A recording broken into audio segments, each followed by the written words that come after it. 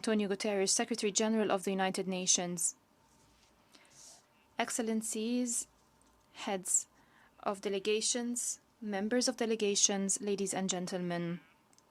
May the peace, blessings, and mercy of God be upon you. This year marks the 73rd anniversary of the Nakba. More than half of the Palestinian people were uprooted from their land and disposed of their property. Myself, my family, and many others still possess the deeds to our land. These deeds are registered as part of the United Nations records. Here is that deed, and many Palestinians carry theirs as they still hold on to the keys of their houses to this day. Nevertheless, we have not been able to recover our property due to Israeli laws that disregard international law and violate United Nations resolutions which affirm the right of the Palestinian refugees to return to their homeland and to recover their property and to receive just compensation, most notably as enshrined in Resolution 194. In contrast, Israel, the occupying power, enacts laws and holds court hearings to unlawfully and forcibly displace Palestinians from Sheikh Jarrah and Silwan neighborhoods in Jerusalem, which can only be characterized under international law as ethnic cleansing, which is rejected by our people and the international community as a whole and constitutes a crime under international law. This year also marks 54 years since Israel's military occupation of the rest of the Palestinian territory in the West Bank, including East Jerusalem and the Gaza Strip in 1967.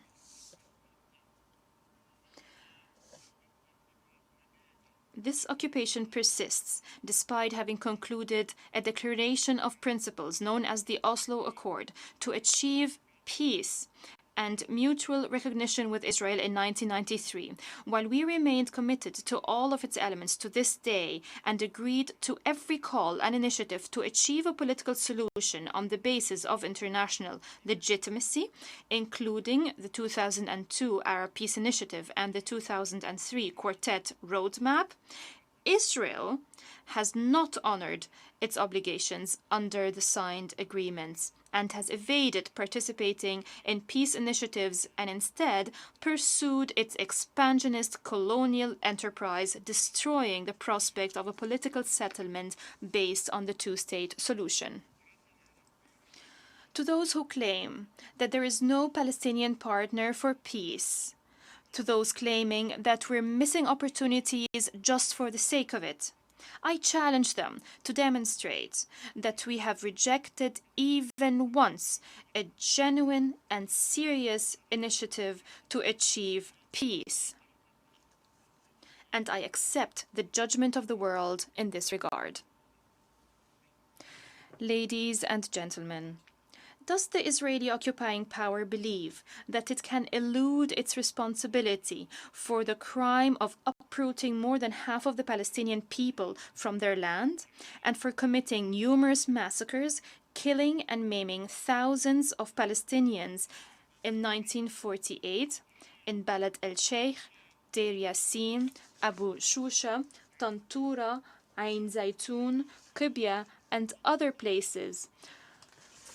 Does it believe it would evade responsibility for subsequently destroying over 500 Palestinian towns and villages? Does Israel believe it can simply ignore the legitimate rights, including the political rights of millions of Palestinians within and outside of Palestine, the owners and sons of daughters of this land, with Jerusalem at its heart? Does it believe it can continue its policies to steal their land, suffocate their economy, and prevent them from even breathing the air of freedom? Does Israel believe it can endlessly promote a false narrative that ignores the historical and present rights of the Palestinian people to their homeland? The crimes and aggressive policies of the Israeli occupying power against our people, land, and holy sites will not derail our people's struggle to achieve their freedom and independence on their land. The colonial regime that Israel has established on our land will disappear, regardless of how long it takes. We will not allow them to hijack our lives and kill our people's dreams, hopes, and aspirations to realize freedom and independence. Ladies and gentlemen, it is regrettable that the policies of the international community and the resolutions of the relevant United Nations bodies regarding a solution for the question of Palestine have until now not been upheld and implemented, resulting in a failure to hold Israel accountable and impose sanctions for its violations of international law, allowing Israel, which claims to be a democratic state, to act as a state above the law. Ladies and gentlemen, there are still some countries that refuse to acknowledge the reality that Israel is an occupying power, practicing apartheid and ethnic cleansing. These countries proudly state that they have shared values with Israel. What shared values are they referring to? What shared values are they referring to? This has made Israel arrogant, emboldening it to reject and violate all United Nations resolutions. At the same time, there are those who demand from the Palestinian people and institutions that believe in the culture of peace and the rule of law to provide explanations and justifications to demonstrate that they do not incite hatred or promote violence. For example, we have to explain and justify what appears in our curricula, which reflects our narrative and national identity, while no one is demanding to review the Israeli curricula and media. It is there that the world could see the real incitement by Israeli institutions. We reject these double standards. We reject these double standards. Why should we have to clarify and justify providing assistance to families of prisoners and martyrs who are the victims of the occupation and its oppressive policies? We cannot, ladies and gentlemen, abandon our people. And we will continue our efforts until our prisoners are freed. And I salute here the prisoners' heroic stand. If the occupation ends, there will no longer be a prisoners' issue. I cannot but wonder, and I address all people of conscience around the world, is there anyone on this earth who would punish the dead and prevent their families from burying them, except those who are deprived of morality and humanity? Until when will this historical injustice against our people continue? Do the states that provide financial and military support to Israel, which it then uses to prolong its occupation and kill Palestinians, do those that remain silent in the face of Israel's aggressive policies, it besieging and suffocating Palestinians, do these states actually believe they're ensuring peace and security for the Israeli people and stability for the region? The answer is no. I say it loud and clear, an emphatic, incontrovertible no. What more do you want from the Palestinian people? We have honored all our obligations under United Nations resolutions. We forced ourselves to endure the suffering imposed upon us, waiting for hope. And what was the result? Historical events over the decades have proven that these international policies towards Israel are misguided. Ladies and gentlemen, as part of unifying our internal front, we reiterate once again that the Palestinian Liberation Organization is the legitimate and sole representative of the Palestinian people.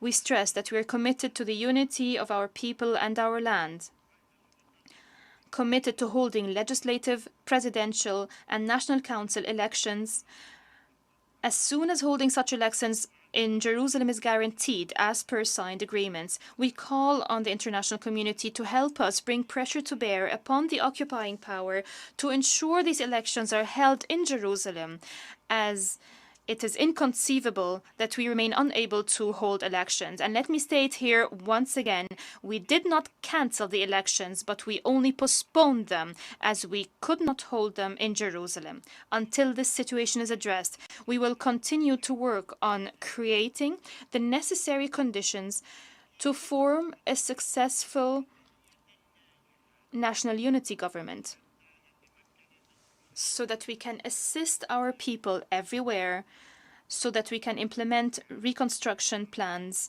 in the Gaza Strip, which requires a complete end to the aggression throughout the territory of the state of Palestine.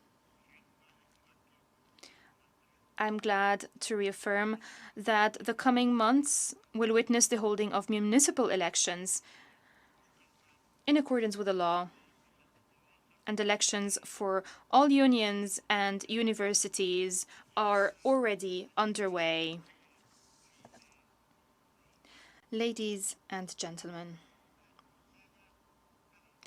regarding building state institutions, we stress that we have a fully fledged state with institutions that operate in accordance with the rule of law and the principles of accountability, transparency, democracy, pluralism, respect for human rights, and the empowerment of women and youth.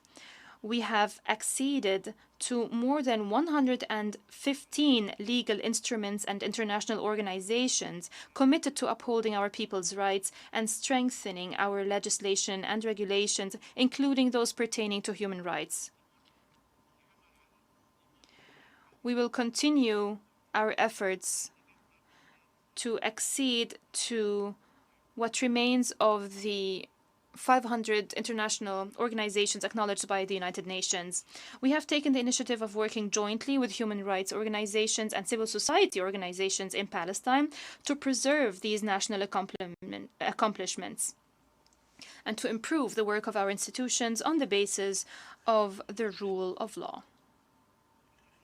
I have issued instructions to take all necessary measures to correct any wrongdoing and to continue upholding the rule of law, the freedom of expression, and human rights. And this is the path that we are committed to in my country. I reaffirm to the international community our commitment to political engagement and dialogue as the path to achieve peace, the path for peaceful popular resistance, the path to combat terrorism in all its forms and origins in our region and the world. We have more than 83 agreements with other countries around the world to combat global terrorism. Ladies and gentlemen, I wish to refer here to the constructive dialogue currently underway with the United States administration to resume Palestinian-US relations and to take steps that would ensure that the occupying power would abide by signed agreements. From our side, we are committed to ensuring the success of this dialogue to create conditions conducive to moving swiftly towards a final political settlement that ends the Israeli occupation of our country, and that applies the two-state solution. However, the current and former Israeli governments have persisted in evading the two-state solution based on international law and UN resolutions. and insisted on pursuing occupation and military control over the Palestinian people, while presenting flimsy, insubstantial economic and security plans as an alternative. These unilateral plans will not achieve security and stability for anyone, as they undermine efforts for a genuine peace and prolong occupation and entrench the reality of one apartheid state. Ladies and gentlemen, this is a moment of truth with the occupying power. It seems we are at a crossroads. We have had enough. The situation cannot continue, and our people cannot endure it any longer. I have dedicated my life to achieving peace and chose the path of peaceful, legal, and diplomatic work in international fora. We have extended our hand time and again for peace, and still we cannot find a partner in Israel that believes in and accepts the two-state solution. The leaders of Israel today no longer feel any shame when they arrogantly dismiss this solution that enjoys global consensus. I warn that undermining the two-state solution based on international law and UN resolutions will open the way for other alternatives imposed upon us by the situation on the ground. As a result of the continuation of the Israeli occupation of our state, the absence of a just solution for the plight of 7 million Palestinian refugees uprooted from their land in 1948, the systematic theft of Palestinian land and the ongoing crimes of the occupation and the demolition of homes as a means of collective punishment, the killings and the detentions of thousands, including women, sick people, and children. The imposition of an inhumane blockade, an unjust blockade on the Gaza Strip, and the annexation measures under numerous pretexts and names, including the settlement plan that they now invented in the city of Jerusalem and that we fully reject. All of this coupled with the crime of forcibly displacing Palestinians from their land, as part of a policy of racial discrimination and ethnic cleansing pursued by the occupation in the absence of a deterrent international response. Our people will not surrender to the reality of occupation and its illegal policies and practices. We will pursue our just struggle to fulfill our right to self-determination.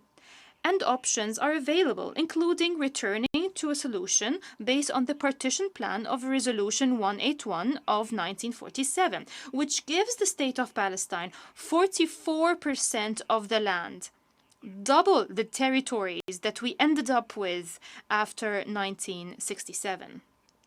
We remind everyone that Israel seized by military force half of the land specified for the State of Palestine in 1948. This solution would be indeed in conformity with international legitimacy.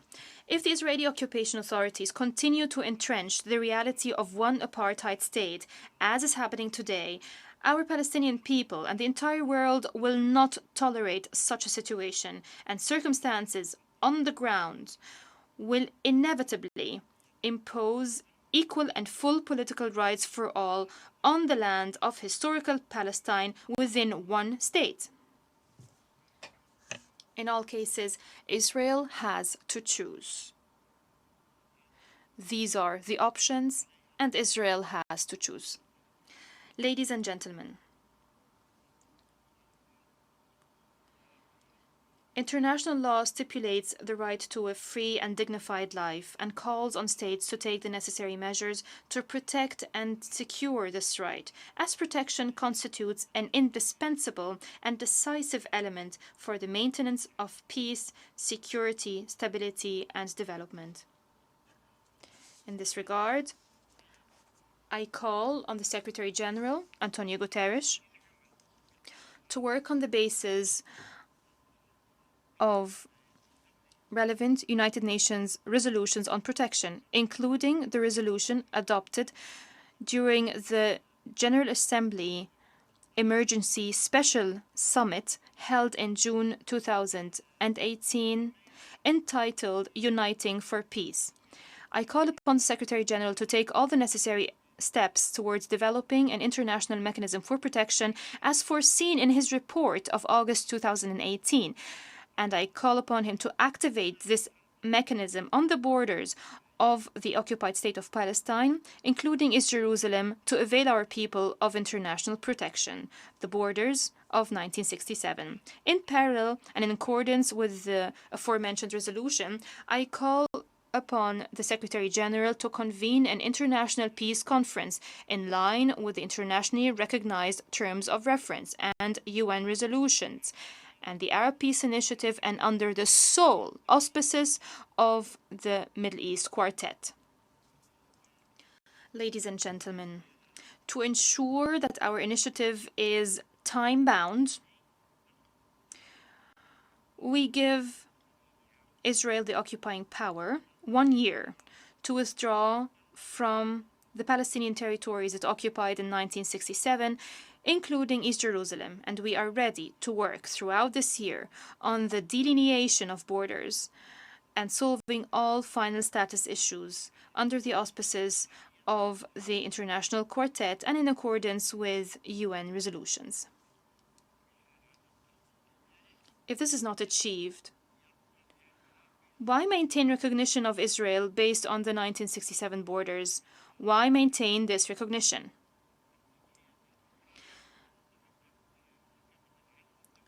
Moreover, we would go to the International Court of Justice as the highest international judicial body to adjudicate over the legitimacy of the occupation of the land of the Palestinian state and the relevant obligations for the United Nations and states around the world in this regard.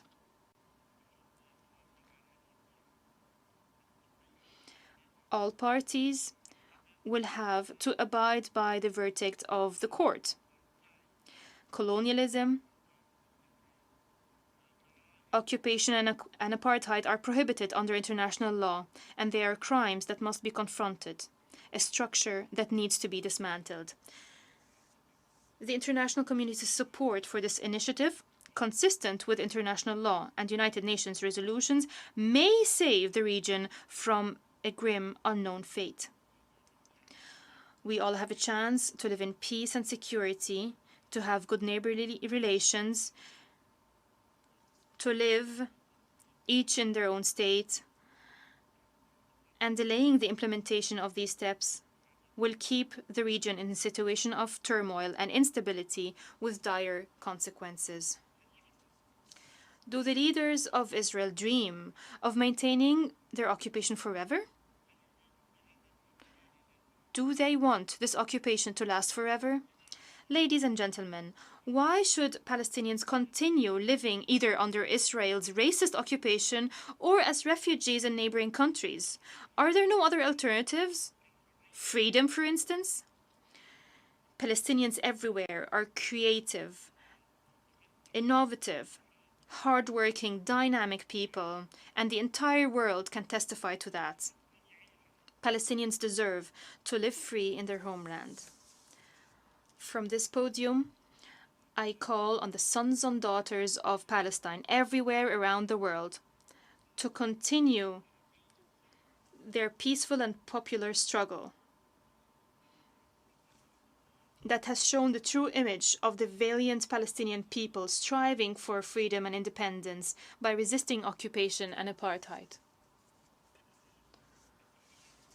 I salute our people everywhere and salute all nations and countries that have stood in solidarity with our people during the Jerusalem uprising and the prisoners' uprising, and against the aggression that claimed the lives of hundreds, that spread destruction and displaced thousands of our people in the West Bank, Jerusalem, and the Gaza Strip. I also salute all those who took part in demonstrations in the United States and Europe and everywhere across the globe to demand an end to the Israeli occupation, apartheid, and ethnic cleansing, and to call for justice, freedom, and self-determination for our people. This is a burgeoning awakening to get to know the true Palestinian story, and I urge you all to continue defending the true story and defending the Palestinians' rights to freedom, equality, and statehood. Criticizing the aggressive policies and practices of the Israeli occupation and settlers, and of the Zionist narrative in general, is not an act of incitement or anti-Semitism, but rather a duty of every free man and woman in the world. In this connection, I convey to the international community our gratitude and appreciation for their political and material support to our people and for the building of our institutions and national economy. But the time has come to take tangible steps to revive hope and end the Israeli occupation of our land and people, and to consolidate the values of justice and peace in our region. I wonder, what prevents countries that recognize Israel from recognizing the state of Palestine, since they support a two-state solution? And I say to Israel's leaders, do not oppress and corner the Palestinian people. Do not deprive the Palestinian people of dignity, of their right to their land and state, as you will destroy thereby everything. Our patience and the patience of our people is running out. I reiterate yet again that the Palestinian people will defend their existence, their identity, and will not surrender, will not kneel. They will not leave. They will remain on their land, defending it, defending their fate, pursuing the great journey towards ending the occupation. The occupation of the land of the state of Palestine and its capital, East Jerusalem. We say once again, this is our land, our Jerusalem, our Palestinian identity, and we shall defend it until the occupier leaves, as the future belongs to us. And you cannot claim peace and security for yourselves alone. Let us be. Peace be upon you.